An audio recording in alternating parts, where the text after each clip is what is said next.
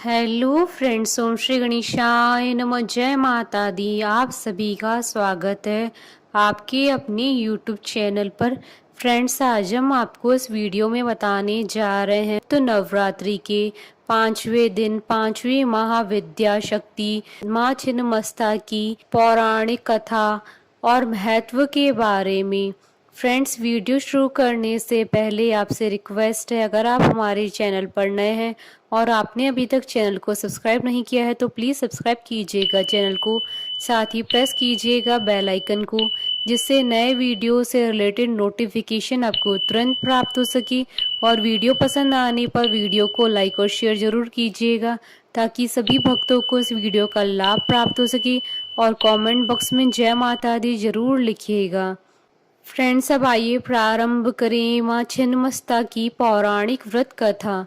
एक बार माँ पार्वती अपनी सखी जया और विजय के साथ मंदाकिनी नदी में स्नान करने के लिए गई। स्नान के पश्चात उन सबको बहुत जोर से भूख लगने लगी। उस समय माता की सखियों ने उनसे कुछ भोजन करने के लिए मांगा और देवी ने उन्हें कुछ समय प्रतीक्षा करने के लिए कहा। थोड़ी देर प्रतीक्षा करने के बाद सखियों ने जब उनसे फिर से भोजन के लिए निवेदन किया, तब देवी ने उनसे कुछ देर और प्रतीक्षा करने के लिए कहा। इस पर सखियों ने देवी से विनम्र वाणी में कहा, माँ तो अपने शिशुओं को भूख लगने पर अविलंब भोजन प्रदान करती हैं, आप हमारी उपेक्षा क्यों कर रही हैं माता।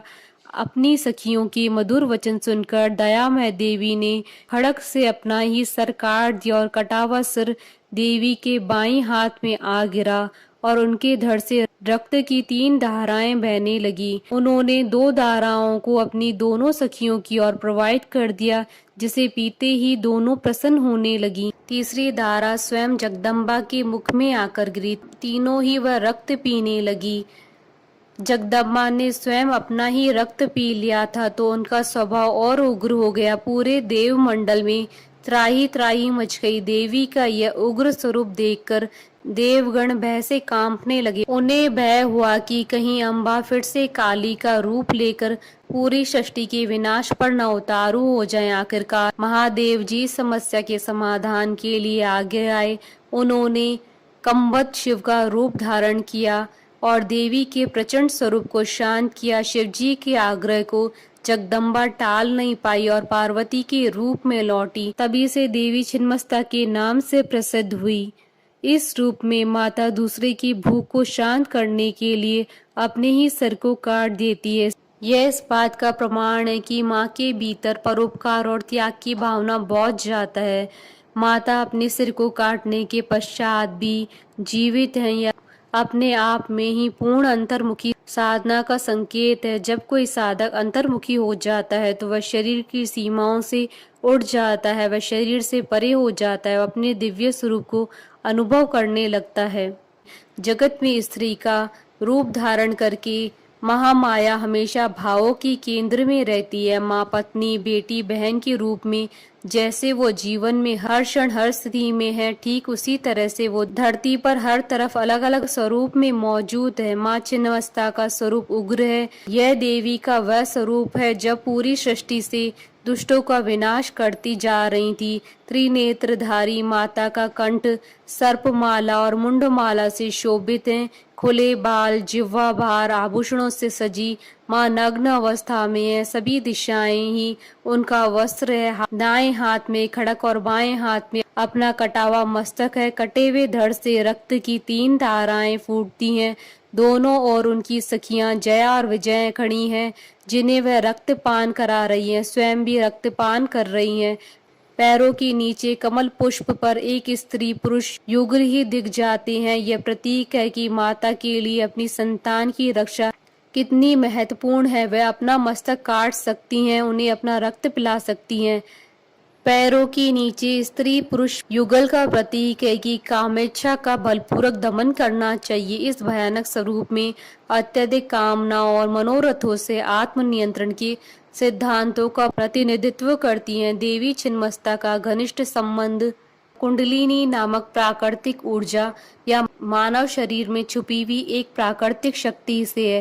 कुंडलिनी शक्ति प्राप्त करने हेतु या जागने हेतु यौगिक अभ्यास, त्याग और आत्मनियंत्रण चाहिए। यौगिक क्रिया में यह अत्यंत महत्वपूर्ण है। एक परिपूर्ण योगी बनने के लिए संतुलित जीवन यापन का सिद्धांत ही प्रतिपादित होता है। माँ छिन्नमस्ता मंदिर झारखंड की रांची से करीब 80 किलोमीटर दूर रजरप्पा में स्थित है। यह भारत के सार्वजनिक प्राचीन मंदिरों में से एक है। असम के कामरूप स्थित माँ कामाख्या मंदिर के बाद दूसरा बड़ा शक्तिपीठ है। माँ छिन्नमस्ता मंदिर में काली की प्रतिमा है, जिसमें माँ के दाएं हाथ में तलवार है तो बाएं हाथ में कटा हुआ मस्तक है। शिलाखंड में माँ के 3 नयन है। माँ काली अपने बाएं पैर को आगे बढ़ाए हुए कमल के पुष्प पर विराजित है, तो वहीं विपरीत अवस्था में कामदेव और रति शयन अवस्था में देवी माँ के इस दिव्य स्वरूप का वर्णन पौराणिक ग्रंथों में मिलता है। माँ काली के इस स्वरूप के विषय में एक पौराणिक कथा मिलती है, जिसके अनुसार माता ने चंडी के रूप धारण करके राक्षसों को अंत करके देवताओं को विजय दिलाई थी।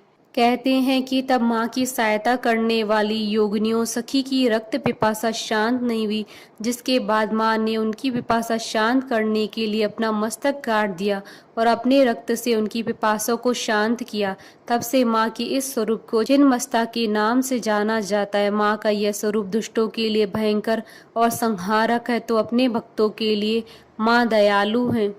देवी स्वयं ही तीनों गुणों सात्विक, राजसिक और तामसिक का प्रतिनिधित्व करती है। ब्रह्मांड की परिवर्तन चक्र का प्रतिनिधित्व करती हैं, जो कहता है कि सृजन तथा विनाश संतुलित होना चाहिए। शीश काटना विनाश का प्रतीक है, तो रक्त पिलाकर भूख शांति करना सृजन का। बोलिए जयकारा माँ माईदा सच्चे दरबार की जय। हमारे साथ इस वीडियो में अंत तक बने रहने के लिए आपका धन्यवाद। ओम श्री गणेशाय नमः। जय माता दी।